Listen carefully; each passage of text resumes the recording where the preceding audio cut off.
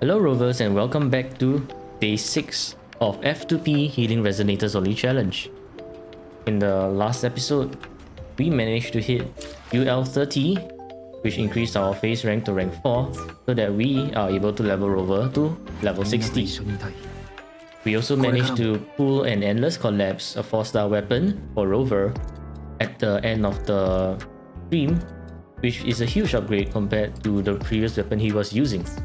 And with that, we also managed to level up some of his skills, which we will continue to do so in this episode.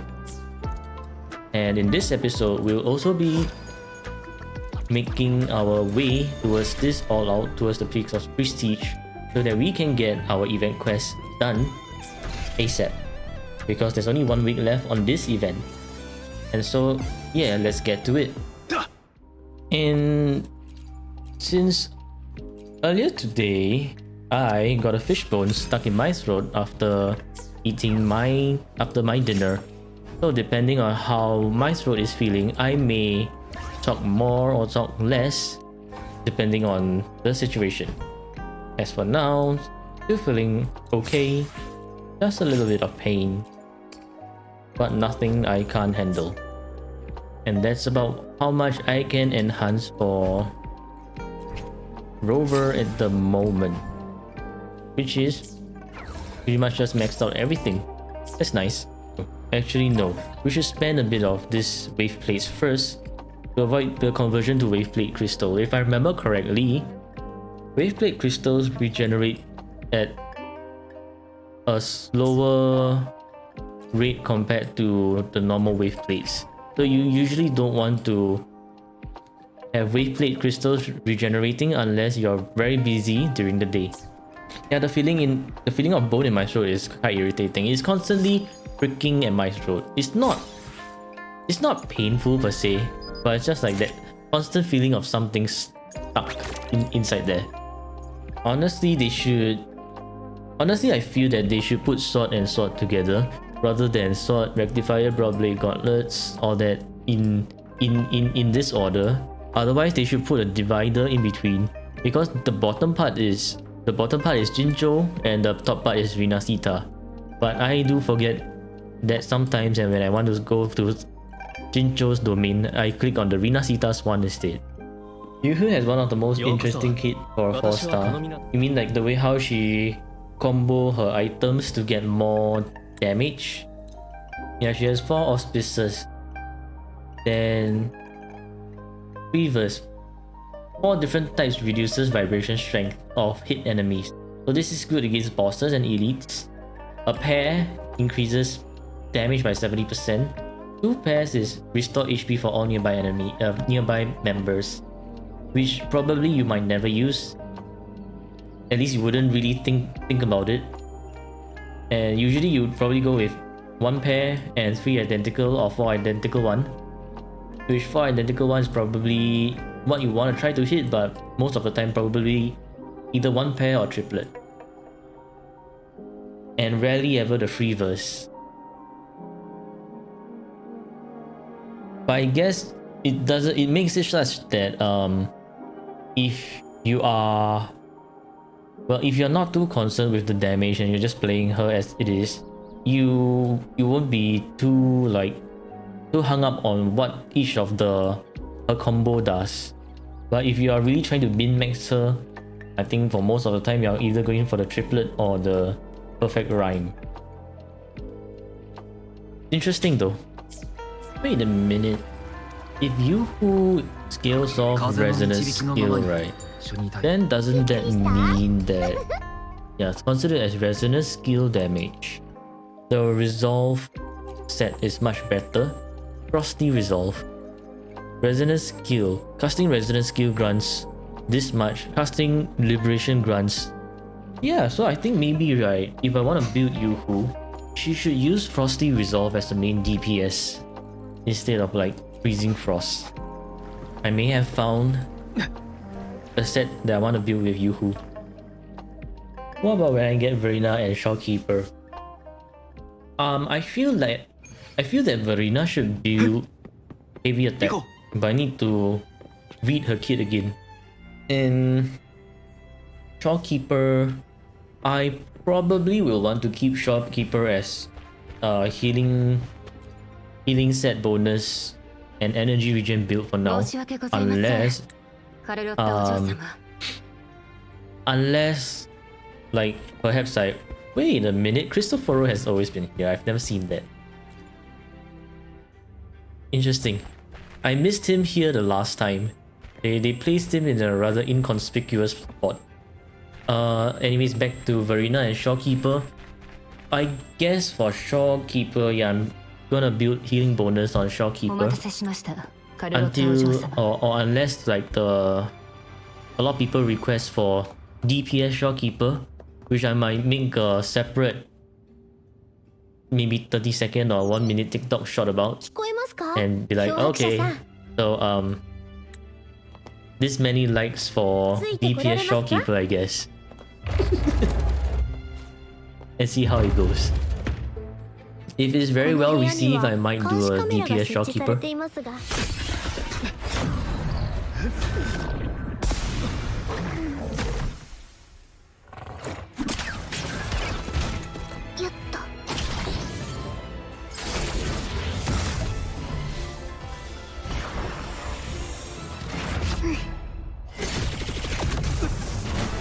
If I could, I would have gotten Rococo.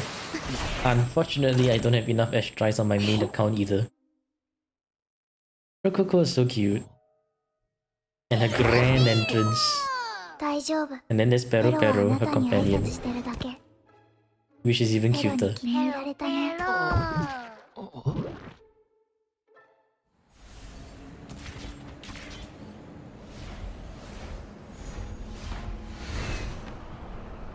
Hey! My wing ray left without me. This quest is so buggy. And I can't move. I can't move my character. Oh man, what the heck?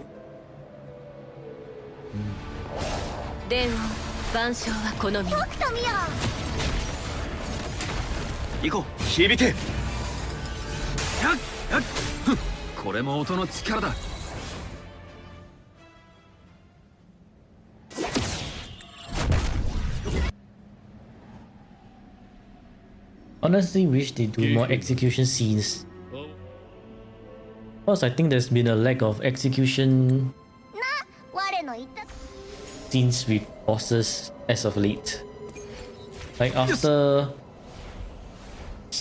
Scar and Crownless, I don't think I've ever seen any Rover execution scenes anymore.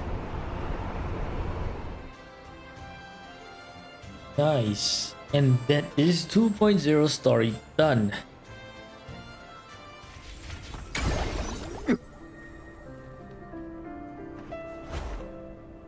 My favorite place to destroy the rocks.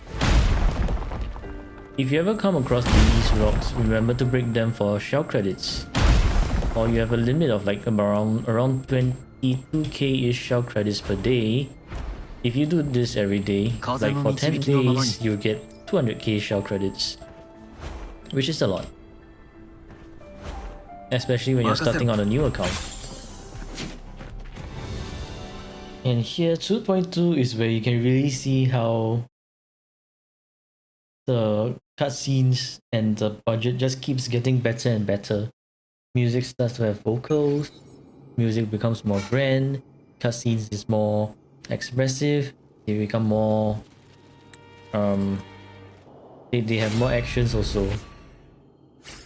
And it's just higher quality compared to like the 1 point something best. Oh man, as much as I find the gravity mechanics interesting, I find it confusing as well. How's it going today, by the way? Originally, I wanted to do Fantasies of Thousand Gateways, but I decided to pivot to rushing towards Septimont because the card game limited rewards are expiring in like about 1 week. So I want to get it done ASAP to avoid any possible to make buffer time for complications, just in case. Like this particular event, and it's quite far back. So yeah, Rina Sita story alone with all the skipping still took me around like 1.5 hours, and then this one is also taking me another like 1 hours.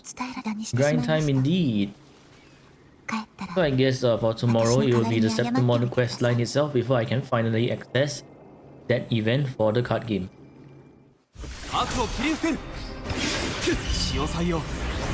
全てをさばけ。聞いてみよう。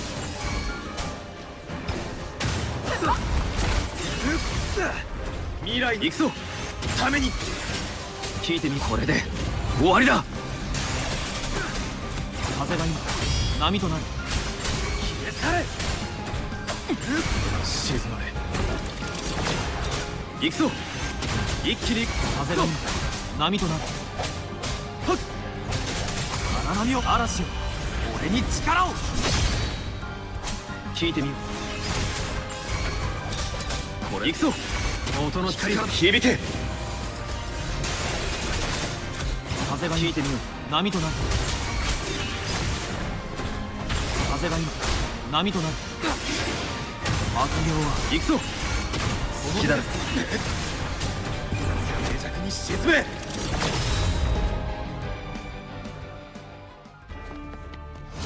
He speaks over himself. He's just going overdrive.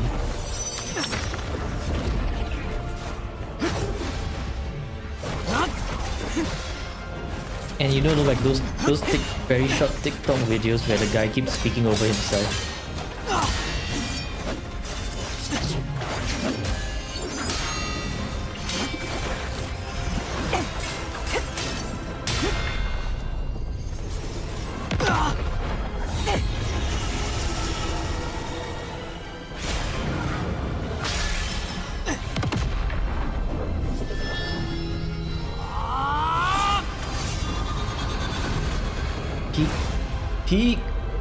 Peak cutscene. 2.2 is where it all began. 2.2 is where it all began to become really good. Fluffla's so cute.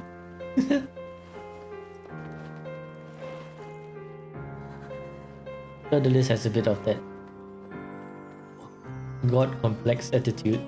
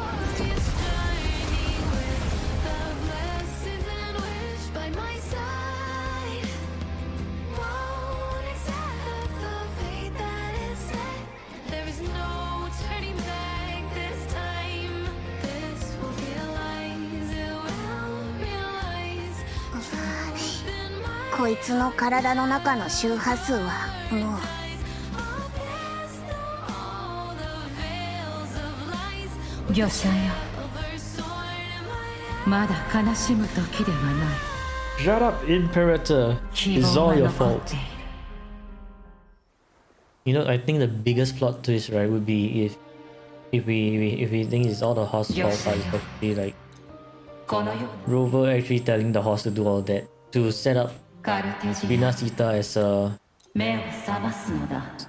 isolated place so that they can do all their weird experiments. Just stop horsing around.